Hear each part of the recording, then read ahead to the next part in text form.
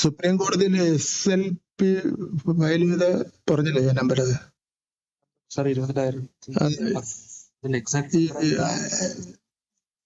ഇപ്പൊ ഇത് ബാധിക്കുന്നത് കോർപ്പറേറ്റ് മാനേജ്മെന്റ് 293 മാനേജ്മെന്റ് വരും. വ്യക്തിഗതമായിട്ട് വരുന്ന സിംഗിൾ മാനേജ്മെന്റ് 1771 വരും. ആകെ 2064.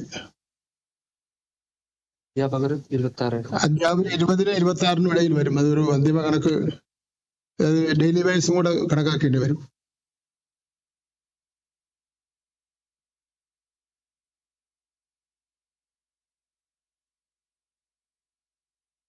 അതാണ് ഈ കണക്ക് പറഞ്ഞത്. ഈ നമുക്ക് നമ്മൾ കണക്കെടുത്ത് വന്നപ്പോ ഒരു 20,000 പുറത്ത് വരെ വരുന്നുണ്ട്.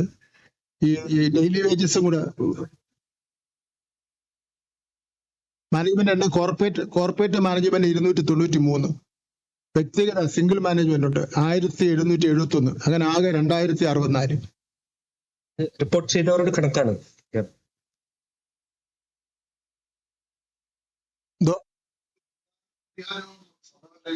എന്താ തോന്നുന്നു? തെരഞ്ഞെടുപ്പ് തൊട്ടു മുമ്പല്ല, അതിന്റെ നടപടിക്രമങ്ങൾ പൂർത്തീകരിച്ചിട്ട് ഉള്ള ഒരു കാര്യമാണ്.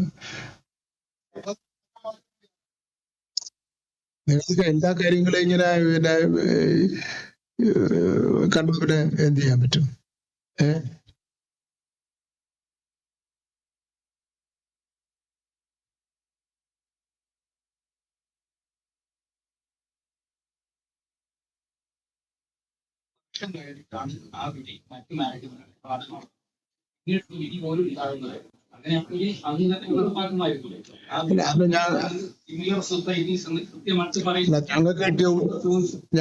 ഞങ്ങൾക്ക് കിട്ടിയ ഉപദേശം അനുസരിച്ചാണ് ഞങ്ങൾ ചെയ്തിട്ടുള്ളത്.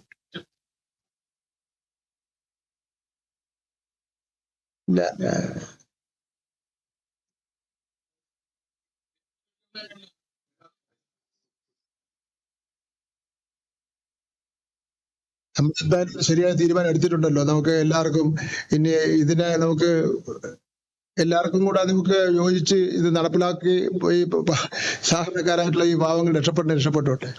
അങ്ങനെയുള്ള ഒരു സമയമല്ലേ നടക്കുന്നത്. ഇനി വീണ്ടും എന്തിനാണ് നെഗറ്റീവായിട്ടുള്ള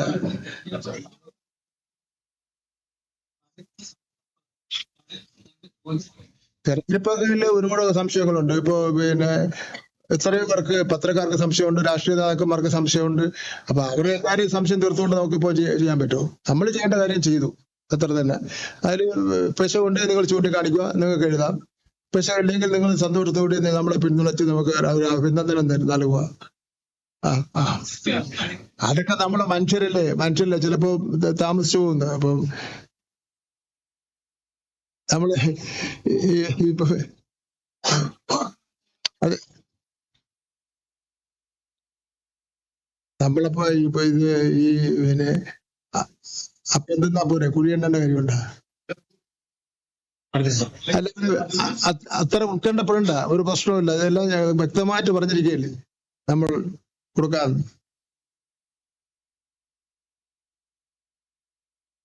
അത് തീരുമാനം അങ്ങനെ ഒന്നും പറയാൻ വേണ്ടി പറ്റില്ല. സോ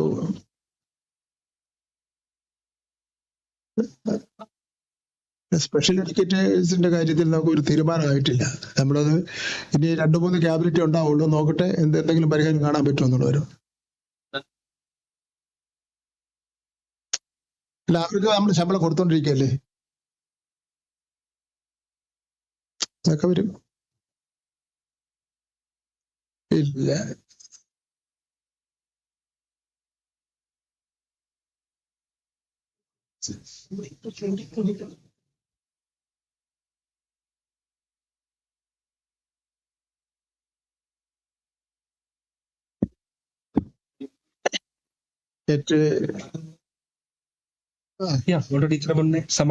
സുപ്രീം എന്നല്ലോ കേട്ടറ്റ് ഇല്ലാത്തവരെ മറ്റ് ഈ സമാന തുല്യമായിട്ടുള്ള ക്വാളിഫിക്കേഷൻ ഉള്ളവരെ അത് അംഗീകരിക്കുന്നില്ല. സമാന തുല്യം അംഗീകരിക്കില്ല, കേട്ടറ്റ് അംഗീകരിക്കുന്നുണ്ട്, അതൊന്നും അംഗീകരിക്കുന്നില്ലായിരുന്നു.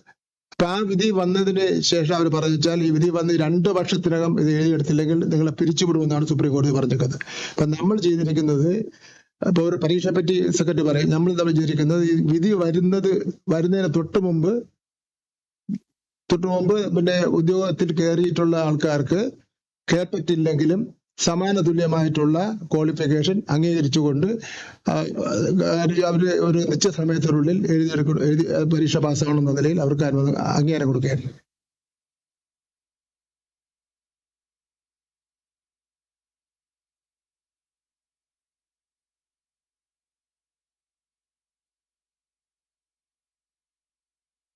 പറയുന്നുണ്ട് അതിന് പരീക്ഷ പക്ഷെ ഇപ്പോ നമ്മള് കോൾ ഫോർ ചെയ്തിട്ടുണ്ട്.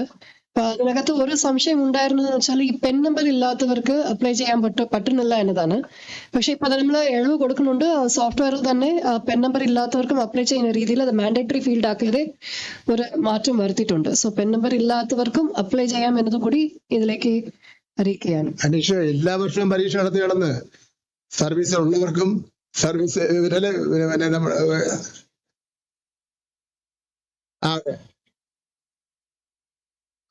അത്രയുണ്ട്. അതെ,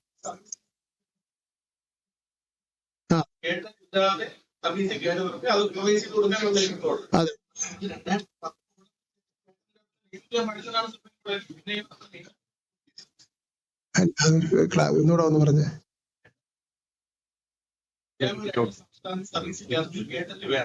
നമ്മളിപ്പോ പറയുന്നു പുതിയ വിധിക്ക്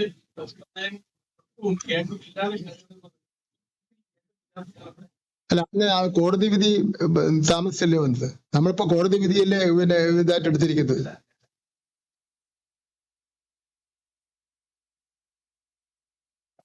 രണ്ടായിരത്തി 2010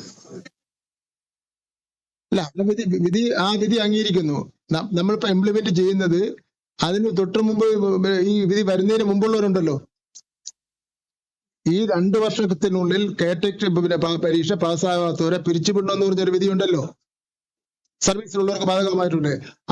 ആ വിധിയുടെ അടിസ്ഥാനത്തിൽ വിധിക്ക് തൊട്ട് പിറകെ പിന്നെ വിധിക്ക് മുമ്പ് വിദ്യാഭ്യാസ മന്ത്രി വി ശിവൻകുട്ടി മാധ്യമങ്ങളെ കാണുകയായിരുന്നു. എയ്ഡഡ് സ്കൂളുകളിലെ ഭിന്നശേഷി അധ്യാപക സംവരണത്തിൽ NSSന് അനുകൂലമായ ഉത്തരവ് എല്ലാ മാനേജ്മെന്റുകൾക്കും ബാധകമാണ് എന്ന് അദ്ദേഹം പറഞ്ഞു. ഇത് സംബന്ധിച്ച് നിയമോപദേശം ലഭിച്ചു എന്നും മന്ത്രി പറഞ്ഞു.